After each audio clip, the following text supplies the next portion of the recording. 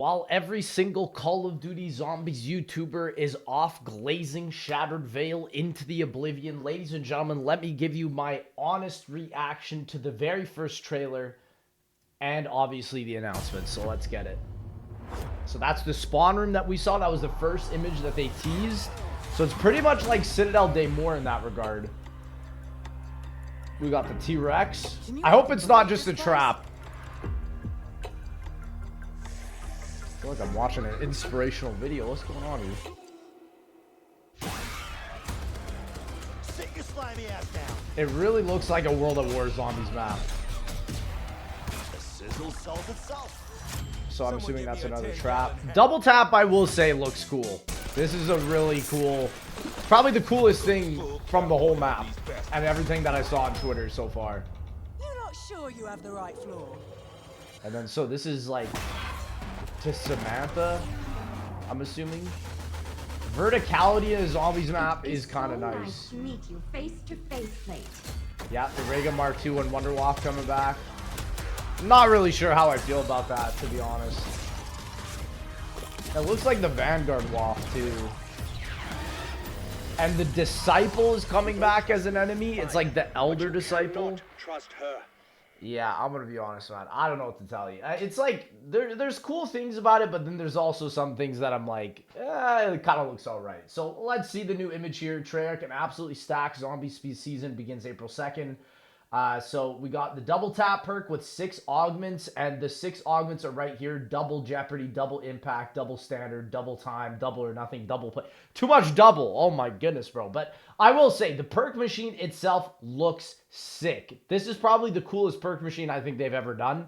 Like a zombie in there shooting his guns. I hope his actual guns shoot the zombies like they did with the mule kick machine.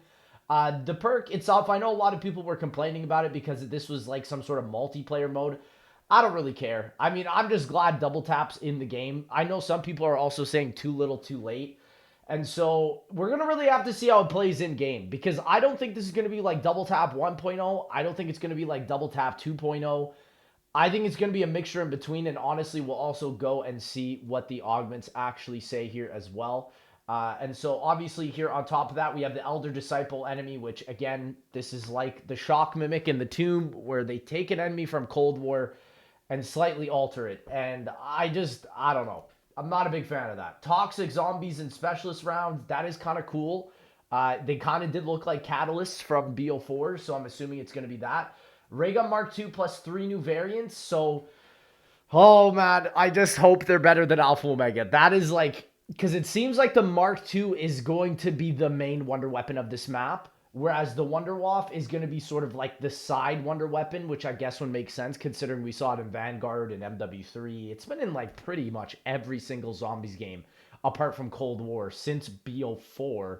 But BO4 didn't also have it either. BO4 had the Togger Totem Wonderwaff. So 3 new Gobblegums, new main quest rewards, Death Machine support weapon, which, again, it's a kill streak, right? And it's like, I don't know.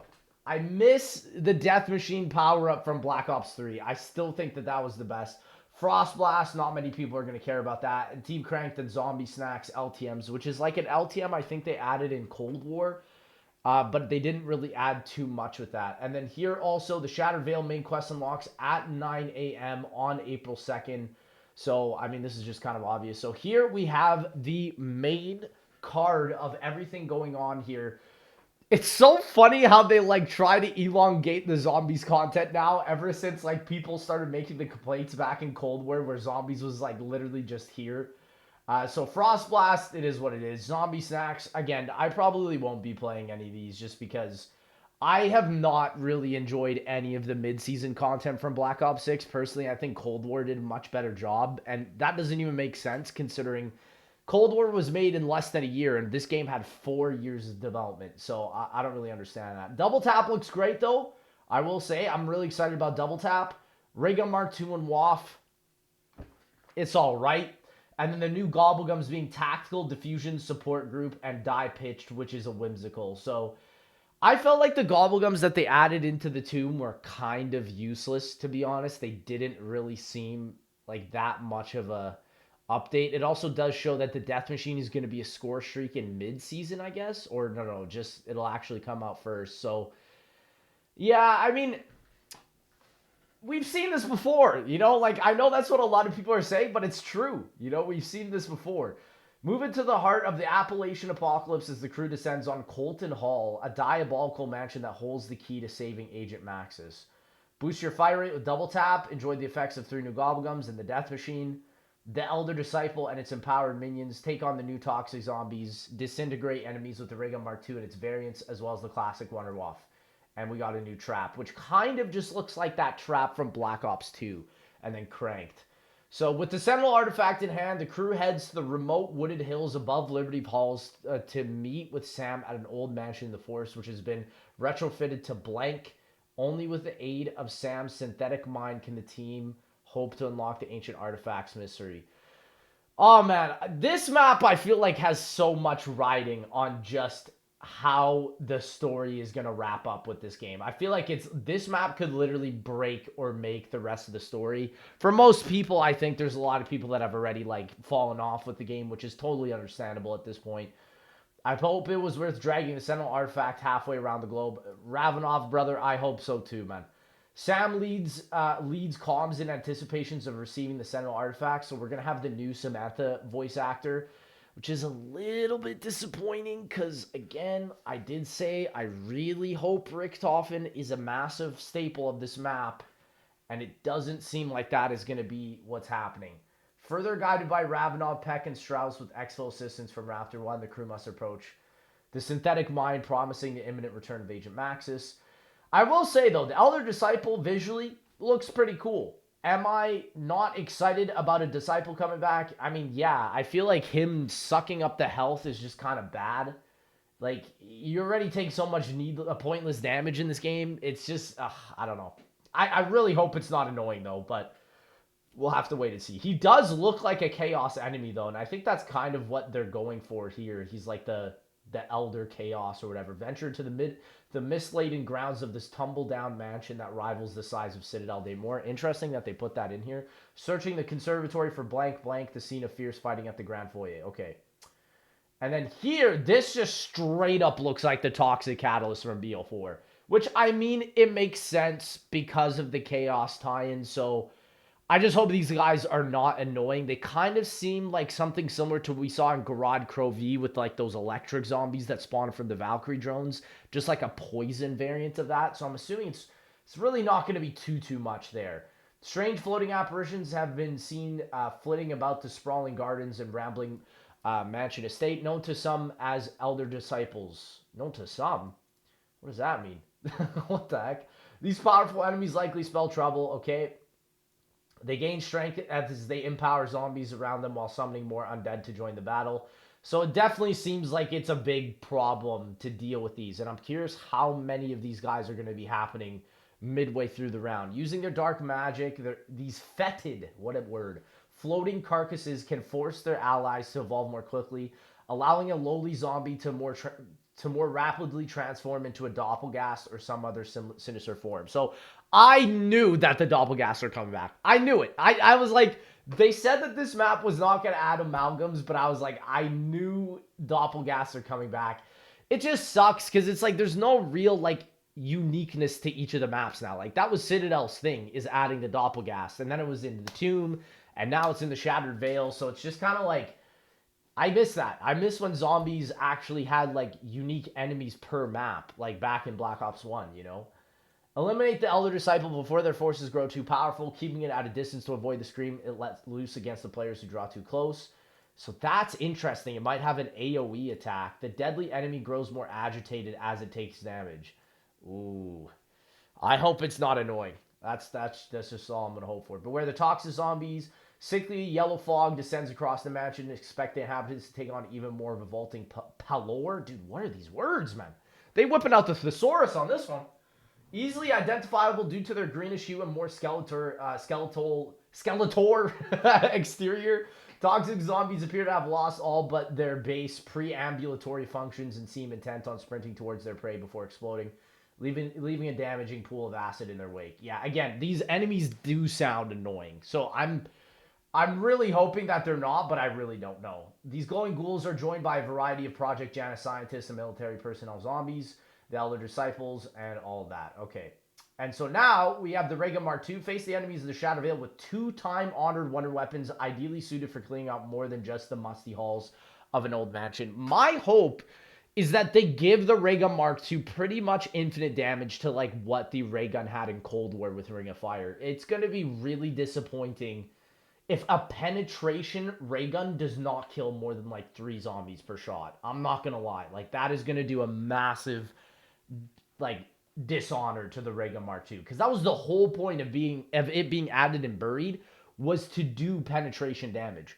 Recover from the Dark Ether by Project Janus. Janus's powerful laser armament delivers 3-round bursts of energy, can be papped, and doubles as a bludgeoning instrument. Interesting. So maybe the melee will be a little bit more powerful.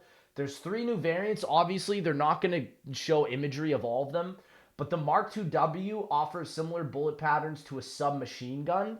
This also has a random chance to ignite enemies. Okay, so Mark II-W is going to be like the Ray K from Cold War. The Mark II-P is shooting ammunition like a shotgun with a chance to spawn a sigil with an ability to grant a vulnerability to a player. That sounds OP. This definitely does seem like the OP one. So Mark II-P is going to be like the shotgun variant of the Mark II that we got in Alpha Omega and BO4. And then the Mark II-R, dropping zombies with a marksman rifle-like discharge. Expect a chance to spread a plague infection. So again, I feel like, honestly, the submachine gun's going to be the worst. I can just already tell you. Like, fully auto and you're, like, running through the ammo fast, I doubt that that one's going to be the best one. It's either going to be the Mark II-P or the Mark II-R. Even though, like, marksman rifle, oh, I don't know. It depends on the penetration damage, number one. But it also depends on what this spread plague infection damage does. So, yeah, it already seems like one of the variants isn't going to be that great. So it's going to be either between the shotgun version or the rifle version, if I would say. Take a more electrifying approach to your undead denizens' disposal with the Wonderwaff DG2. Yeah, I mean, it looks pretty much the same as all the other games. Capable of striking down hordes with chain lightning blasts. This has the bonus effect of stunning crowds of zombies. Ooh, I hope it's good against bosses. Like, it would be nice, though, if you have to, like, kind of use the Mark II for the bosses and then swap to this one for the zombies. It kind of seems like that's what they're going for here. So, usually resulting in and eventually terminal damage. So, it's saying that the Wonderwaff is going to be basically the same as the old games. The only real drawback to the weapon that users have experienced is the stench of electrified undead. Okay. We can't smell that. Bro, is this the Pentagon Thief? What the frick? Bro, that's the Pentagon Thief, is it not? From Black Ops freaking 4 and BO1? Is that an operator bundle? What the heck is that? That's a reward skin? Okay, that's kind of a sick... This might be the best reward skin. It literally is the Pentagon Thief. You can see the equations on him. That's pretty cool. So the PH Deadly Operator skin for Carver. That is pretty cool. They're probably going to be... I wonder if they're going to have any, like, influence with 5 on that. He's also holding, like, a miniature... AI Samantha Max. I keep wanting to say Sophia, bro. And then the microwave trap. Yep, 750 essence. Probably be pretty good. Hopefully it's better than the arrow trap. I feel like the arrow trap was cool in the tomb, but it didn't really do much against the bosses. Dark Ether Field Generator. Dissolve zombies with Dark Ether energy in a static field. And then lore and intel. Great. And then here we have double tap. Now... Oh, I'm nervous reading these augments because I really hope these augments aren't terrible. The class of rapid fire perk returns for the first time in nearly a decade. It's been over a decade, pretty much. Like, it is almost a decade. This November in 2025 would mark a decade, pretty much. I mean, technically. The last map we saw double tap in was Revelations, so that's low-key insane.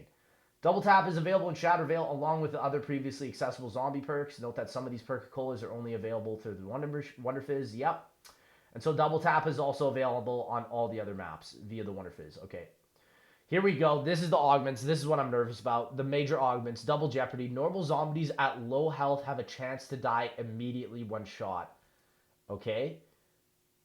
Double hits on the same target in quick succession deal more damage. So is that just like Double Tap 2.0 for double impact? I feel like everybody's going to want to run this one. Double standard, all non-critical shots do double damage, only applies to normal bullet weapons. So they're all kind of doing the same thing. It's like basically making the 2.0 version of double tap that's so bizarre though. So I feel like the worst one, to be honest, is double jeopardy. Like, why would you want that when you could have all non-crit shots doing double damage? But then in this game, in BO6, you want to be hitting crits, so I'm assuming people are just going to be running double impact regardless. So, okay, yeah, just, I mean, kind of weird. Increases fire rate bonus, double time. Oh, I don't know about this already. Double or nothing, weapons have a chance to do double damage, but also have a chance to do 0 damage? Why? Why would you ever... What? Why would you ever run that? Why would I... Dude, the weapons do so little damage in this game. Why would you ever... Okay, that's stupid. I'm never running that one. Double play. Killing 2 enemies in quick succession has a chance to return 2 rounds. Doesn't matter. You can buy... Who cares about this one? So, pretty much, you can get Double Tap 2.0 if you run Double Time and Double Impact, but pretty much the rest of the augments are useless. Yeah, so it's like, we're kind of getting like a death perception here again, where it's like, there's a meta in terms of what you're going to run with the augments, and then outside of that, you just don't want to because you're throwing. So, yeah, that's kind of what I thought was going to happen. And then here you have 3 Gobblegum. Bro, like this double or not, what the frick were they thinking, bro? Like, the weapons do no damage already, bro. Why would you... What?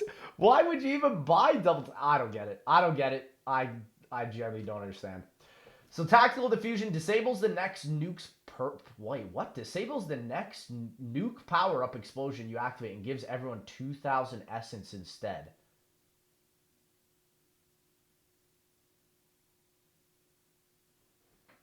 Why? Okay. Gobble up this tasty Gobblegum to acquire the Arc, XD, Mangler Cannon, Sentry Gun, and Mutant Injection support items. Wait, what? So you can get 4 kill streaks with this one? So I'm assuming by the way it looks, it kind of reminds me of like Disorderly Combat, but just with kill streaks. So I feel like this one's also kind of useless as well, because if you're forced to have the Arc XD or the Mangler Cannon or the Sentry Gun and then get the Mutant Injection, what's the point? Is it random? Or do you just get all 5 at once? It seems like you get all 5 at once, and then once one ends, you get another one. I mean, okay, depending on how that one works, it could either be stupid busted or overpowered. This rare Gobblegum's useless, though. Like, what? Why?